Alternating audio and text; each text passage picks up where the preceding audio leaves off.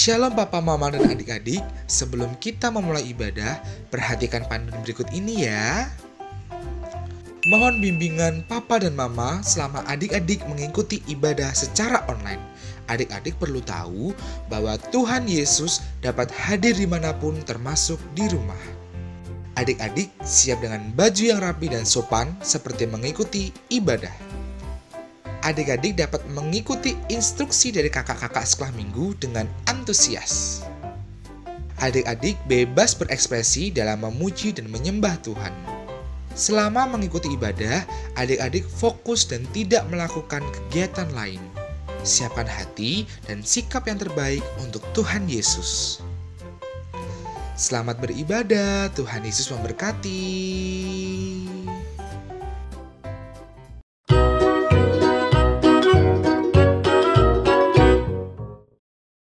Shalom, apa kabarnya adik-adik semua? Aku, kamu, kita semua luar biasa. Wah, Lose tahu gak hari ini hari apa? Hari apa, Lose? Wah, masa gak tahu sih? Apa Adik-adik ya? tahu gak hari ini tuh hari apa? Hari Minggu ya, Lose? Nah, Hari Minggu ya? Iya, hari Minggu itu harinya Tuhan, Lose. Oh iya ya, adik-adik inget gak? Waktunya kita sekolah minggu. Iya dong. Yuk Lose, kita ajak adik-adik semua untuk bangkit berdiri. Ayo berdiri Kita semuanya pujikan ya. hari ini harinya Tuhan. Harus semangat ya. Yang semangat. Pakai gerakan juga.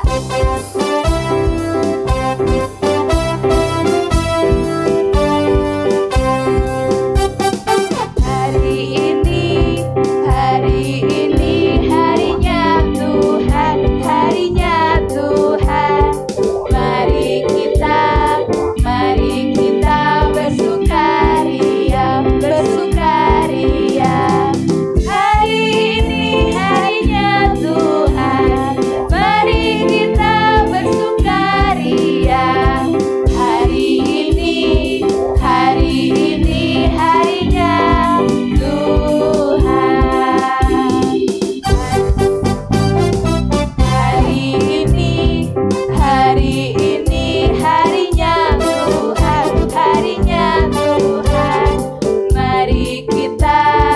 Mari kita bersukaria, bersukaria.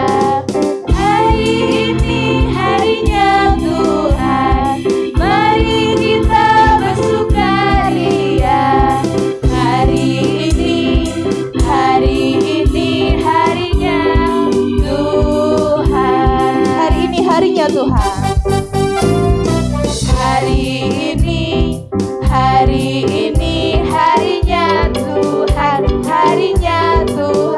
Mari apa?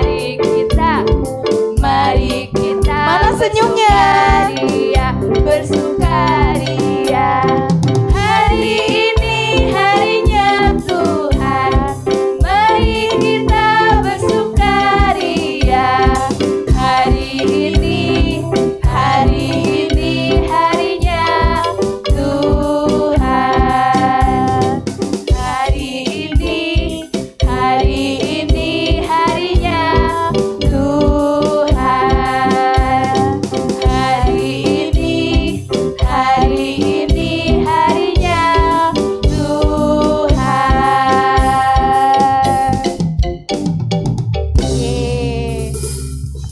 Sebentar kita akan berdoa. Lipat tangan, tutup mata, kita berdoa. Ya Bapa, terima kasih untuk penyertaan-Mu dalam kehidupan kami. Ya Bapa, sebentar kami akan memulai ibadah kami pada hari ini.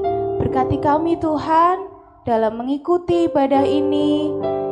Biarlah kami bisa mengikuti ibadah hari ini dengan sungguh-sungguh, dengan bersukacita, dan semuanya itu untuk memuliakan nama-Mu. Terima kasih Tuhan, dalam nama Tuhan Yesus, haleluya, amin. Lose Apa, pernah Lose? jatuh enggak? Jatuh? Pernah Lose. Sakit enggak, Lose? Pasti sakit Losa. Aku nangis sampean Losa dulu. Kalau dipukuli temennya pernah enggak Losa? Dipukuli temen ya Losa. Oh iya pernah Losa. Sakit Losa dipukul itu. Terus Losa bales apa memaafkan temennya Losa? Sebenarnya pengennya bales Losa, tapi kan kita sebagai anak Tuhan harus menjadi contoh yang baik tuh. Iya bener kan, itu Losa. Walaupun teman kita nakal sama kita, tapi kita harus tetap baik sama mereka dan kita mendoakan mereka. Nah iya Losa. Oh iya Losa, kayak ada lagu itu ya Losa. Oh iya Losa. Meskipun jatuh. Ya Adik-adik. adik-adik semua masih dengan bangkit berdiri kita pujikan meskipun jatuh. Pakai gerakan semua ya.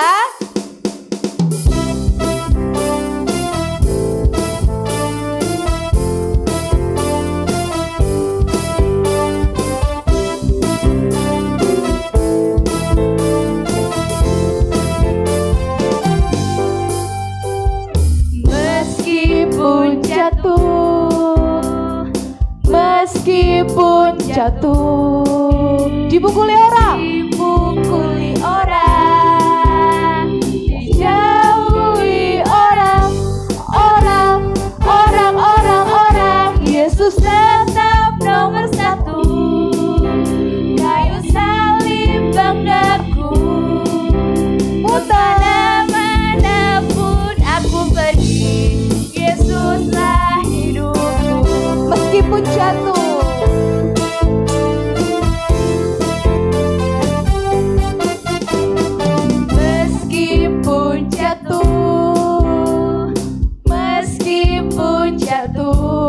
Dipukuli orang, dijauhi orang,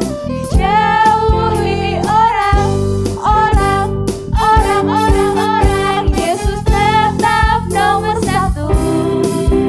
Kayu salib banggaku, kemanapun aku pergi, Yesuslah hidupku.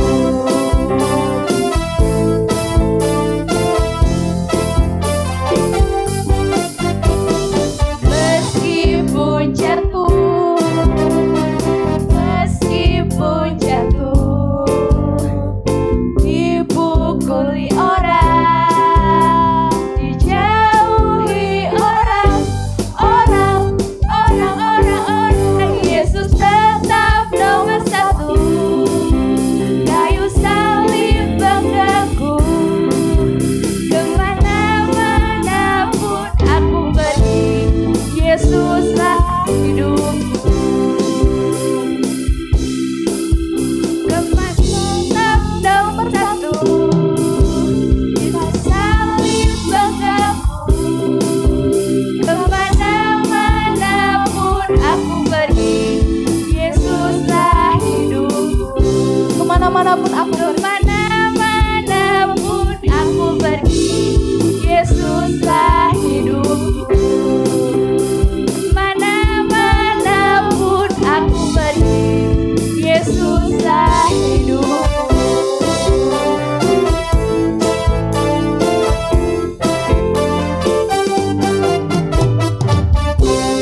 Wah, Losa, berarti kalau kita dipukuli orang, kita itu nggak boleh bales ya? Iya, nggak boleh Losa. Nih adik-adik, siapa nih kalau yang dipukuli orang temennya bales? Nggak boleh ya adik-adik.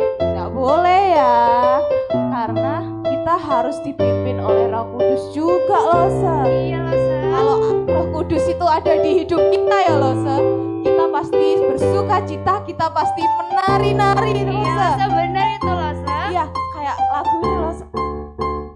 Apa Losa lagunya Losa? Aduh, yang ada Roh Kudusnya menari-nari itu loh Losa. Bila Roh Allah ada, yuk kita pujikan lagu Bila Roh Allah ada. Semangat ya adik-adik.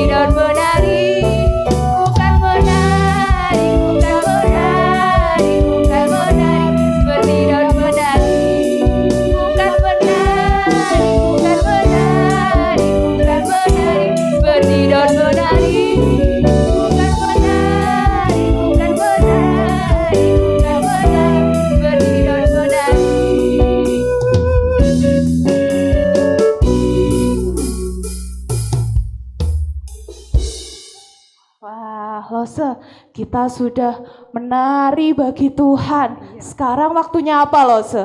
Waktunya kita mendengarkan firman Tuhan. Wah, benar banget, Lose. Adik-adik, sekarang dipersilakan duduk kembali. Boleh mengambil Alkitabnya. Mari kita persiapkan hati. Kita akan mendengarkan kebenaran firman Tuhan. Kita pujikan pertolongan-Mu.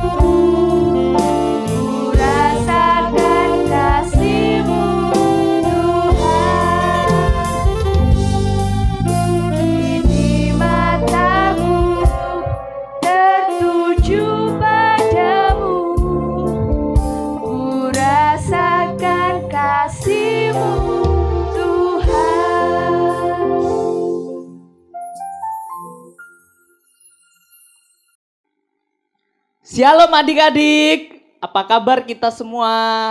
Lose harap kita semua sehat, kita semua kuat, dan kita boleh bersukacita bersama untuk beribadah kepada Tuhan. Nah, sebelum kita mendengarkan firman Tuhan, Mari kita tundukkan kepala kita, mari kita berdoa. Tuhan Yesus yang baik, kami bersyukur hari ini Tuhan boleh izinkan kami untuk kami boleh bersama-sama belajar merenungkan kebenaran firman Tuhan. Engkau memberkati setiap apa yang kami baca dan apa yang kami renungkan boleh menjadi kekuatan bagi kami. Ini doa kami, dalam nama Tuhan Yesus kami berdoa. Amin. Nah, adik-adik apa kabarnya hari ini? Gak ada kedengaran suaranya ya. Apa kabarnya hari ini? Aku, kamu, kita semua apa? Luar biasa. Wah, Lose senang ya kalau hari ini kita boleh kembali bersama bertemu dalam ibadah live streaming Sekolah Minggu GKA Anugerah Tulungagung. Nah, hari ini kita akan belajar tentang apa karunia-karunia Roh Kudus itu. Nah, Lose mau tanya nih, adik-adik ada yang tahu nggak apa sih karunia itu? Karunia itu apa ya Lose? Kira-kira ada yang tahu nggak? Ada yang bisa menjawab? Ada yang tahu nggak ya karunia itu apa? Nah, adik-adik, karunia itu adalah pemberian. Pemberian dari siapa? Pemberian dari Allah diberikan kepada setiap kita yang percaya kepada Tuhan Yesus. Kapan kita dapat karunia Roh Kudus? Kapan ya kira-kira? Ketika kita percaya, ketika kita hidup sungguh-sungguh di hadapan Tuhan, ketika kita menerima Dia sebagai Tuhan dan juru selamat pribadinya, kita memperoleh yang namanya karunia Roh Kudus. Nah, Roh Kudus memberikan kekuatan kepada setiap kita untuk berpikir dan bertindak seperti Tuhan Yesus. Ketika Tuhan masih ada dalam dunia ini, Dia menghibur, Dia menyembuhkan orang sakit, Dia mengadakan banyak mujizat dan lain sebagainya. Nah, adik-adik yang terkasih dalam Tuhan, kira-kira apa sih tujuan kita mendapatkan karunia-karunia Roh Kudus?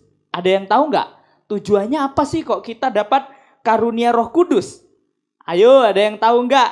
Nah, tujuannya adalah untuk membantu kita dan membantu satu sama lain. Sama seperti yang dilakukan Tuhan Yesus ketika Dia masih di dunia. Nah, apa saja karunia-karunia Roh Kudus itu? Yuk kita perhatikan, kita buka Alkitab kita di dalam 1 Korintus 12 ayat yang ke-7 sampai dengan ayat yang ke-11. Yuk kita akan baca bersama-sama ya adik-adik. 1 Korintus 12 ayat 7 sampai dengan ayat yang ke-11. Demikian firman Tuhan. Tetapi kepada tiap-tiap orang dikaruniakan penyataan roh untuk kepentingan bersama. Sebab kepada yang seorang roh memberikan karunia untuk berkata-kata dengan hikmat. Dan kepada yang lain roh yang sama memberikan karunia berkata-kata dengan pengetahuan. Kepada yang seorang roh yang sama memberikan iman. Dan kepada yang lain ia memberikan karunia untuk menyembuhkan. Kepada yang seorang roh memberikan kuasa untuk mengadakan mujizat. Dan kepada yang lain ia memberikan karunia untuk bernubuat. Dan kepada yang lain lagi ia memberikan karunia untuk membedakan bermacam-macam roh. Kepada yang seorang ia memberikan karunia untuk berkata-kata dengan bahasa roh. Dan kepada yang lain ia memberikan karunia untuk menafsirkan bahasa roh itu. Tetapi semuanya ini dikerjakan oleh roh yang satu dan yang sama. Yang memberikan karunia kepada tiap-tiap orang secara khusus seperti yang dikehendakinya. Wow, ada begitu banyak ya karunia-karunia roh yang dituliskan di dalam kitab 1 Korintus 12 ayat yang ke-7 sampai dengan ayat yang ke-11. Bagaimana caranya? Mungkin kita bertanya ya adik-adik, bagaimana kita caranya mendapatkan karunia-karunia roh itu? Kira-kira gimana ya? Caranya adalah kita hidup sungguh-sungguh di hadapan Tuhan dan kita berdoa, minta hikmat Tuhan supaya kita menemukan karunia-karunia roh yang Tuhan berikan kepada setiap kita masing-masing. Nah, adik-adik yuk kita belajar cari karunia apa yang Tuhan berikan kepada setiap kita. Kira-kira karunia apa ya yang Tuhan kasih buat setiap kita pribadi lepas pribadi? Caranya adalah kita mau hidup sungguh-sungguh di hadapan Tuhan dan kita mau menerima Dia sebagai Tuhan dan Juru Selamat pribadi kita. Nah, mungkin ada yang tanya lagi, apa ya kira-kira pertanyaan yang muncul lagi? Nah, Lose, aku kok gak dapat karunia ya?